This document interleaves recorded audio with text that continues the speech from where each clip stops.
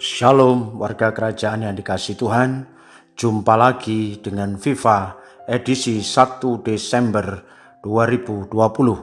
Bacaan firman Tuhan hari ini kita ambil dari Injil Lukas pasal yang pertama ayat 26 sampai dengan ayat yang ke-38. Demikian firman Tuhan.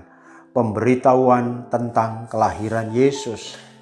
Dalam bulan ke-6 Allah menyuruh malaikat Gabriel pergi ke sebuah kota bernama Nazaret kepada seorang perawan yang bertunangan dengan seorang bernama Yusuf dari keluarga Daud.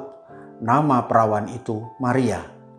Ketika malaikat itu masuk ke rumah Maria, ia berkata, "Salam, hai engkau yang dikaruniai, Tuhan menyertai engkau."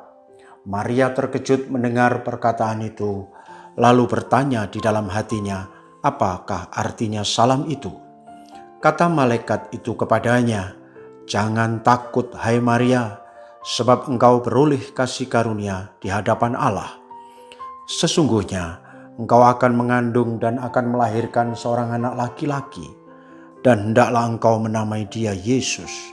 Ia akan menjadi besar dan akan disebut anak Allah yang maha tinggi, dan Tuhan Allah akan mengaruniakan kepadanya tahta Daud bapa leluhurnya, dan ia akan menjadi raja atas kaum keturunan Yakub sampai selama-lamanya, dan kerajaannya tidak akan berkesudahan." Kata Maria kepada malaikat itu, "Bagaimana hal itu mungkin terjadi karena aku belum bersuami?"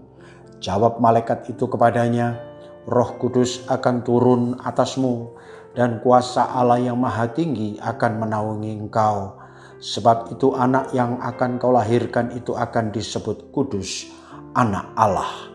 Dan sesungguhnya Elisabet sanakmu itu, ia sedang mengandung seorang anak laki-laki pada hari tuanya. Dan inilah bulan yang ke-6 bagi dia yang disebut mandul itu. Sebab bagi Allah tidak ada yang mustahil." Kata Maria, "Sesungguhnya aku ini adalah hamba Tuhan. Jadilah padaku menurut perkataanmu itu." Lalu malaikat itu meninggalkan dia. Amin buat firman Tuhan. Warga kerajaan yang dikasihi Tuhan, di bulan Desember ini kita mulai merenungkan tentang peristiwa kelahiran Tuhan kita Yesus Kristus. Salah satu sosok yang istimewa adalah Maria. Layak dia disebut wanita istimewa. Bagaimana tidak?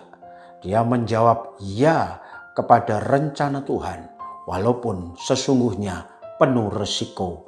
Dalam kesederhanaan dan kerendahan hati, Maria mengaminkan perkataan malaikat Gabriel. Ia mengaminkan perannya yang unik dan penuh misteri itu.